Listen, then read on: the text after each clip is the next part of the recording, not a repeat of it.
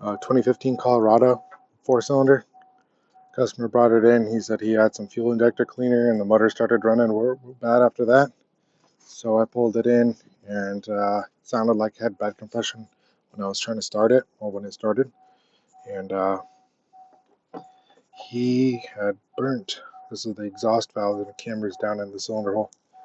He had a burnt exhaust valve after the fuel injector cleaner, which doesn't mean 100% it's related, but fuel injector cleaner does make the cylinder temps a lot higher. Maybe he ran into fuel injector cleaner in it because it was already acting up. But anyway, long story short, he needs the head taken off and valves put in, or engine replaced.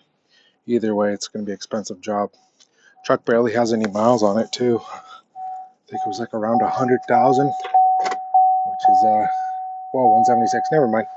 It's got some higher mileage, but either way, this kind of sucks for this guy.